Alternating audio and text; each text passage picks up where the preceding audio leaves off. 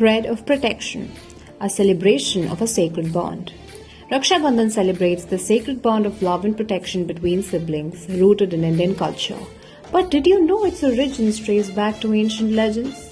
Let's explore some fascinating history and significance behind Raksha Bandhan. One origin story from Bhagavad Puran tells of goddess Lakshmi tying a Rakhi to Bali after Lord Vishnu agreed to stay in his palace. Touched by the bond, Bali granted Lakshmi's wish to return to Vaikuntha with Vishnu. In Mahabharata, Draupadi ties a cloth around Krishna's injured finger, prompting him to later protect her during the disrobing incident in the Kaurava court. In Bhavishya Puran, Indra's wife Indrani tied a sacred thread around his wrist before the battle, granting him protection and victory over demons. In another tale, Yamuna tied a Rakhi to her brother Yama, the god of death, who in return granted her immortality. The day begins with sisters preparing a puja thali, offering Rakhis to deities like Ganesha or Krishna. Sisters keep fast until they tie the Rakhi to their brothers, who vow protection in return, followed by sweets to celebrate the bond with brothers, gifting sisters in return. The verse, Ye nibaddho bali raja danavendro mahabalaha ten tva anubadhnami rakshe machala machala is a sacred mantra often recited during Raksha Bandhan while tying the Rakhi. The meaning in English is, by the same bond with which mighty demon King Bali was bound, I bind you, O Raksha. Do not move. Stay firm.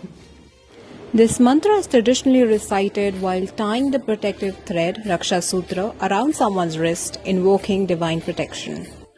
Let's discover how Raksha Bandhan takes unique forms across India. Uttar Pradesh and Delhi observes celebration with sisters tying Rakhis to brothers, promising protection. Families gather to exchange gifts and sweets. In Punjab, it's known as Salono ritual, where priests tie amulets for protection along with family visits and feasts. In Maharashtra, it's celebrated as Narali Purnima by Koli community, with offerings to sea god and traditional Raksha Bandhan rituals for others. Gujarat observes Rakhi tying and Pavitropan ritual, where devotees seek blessings at Shiva temples. In West Bengal and Odisha, it's celebrated as Jhulan Purnima, focusing on Radha and Krishna worship along with Rakhi tying. Bihar and Jharkhand, it's known as Kajari Purnima, involving neem tree worship and family celebrations. In Andhra Pradesh and Telangana, it's celebrated as part of Shravan Purnima with Rakhi tying and worship of Vishnu and Shiva. In Karnataka, people tie Rakhis with Brahmins observing Upakarma by renewing sacred threads. In Tamil Nadu and Kerala, celebration is intertwined with Avani Avittam or Upakarma, focusing on sacred thread renewal with some Rakhi celebrations.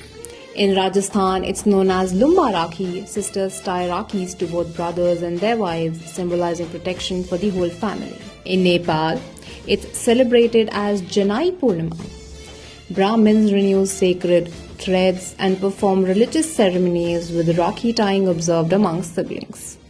In modern times, Rakhis are tied to soldiers and among friends, symbolizing protection beyond family. Raksha Bandhan symbolizes love, protection, and unbreakable bond between siblings, friends, and communities. This sacred thread endures all, connecting us with it. Wishing you all a joyous Raksha Bandhan.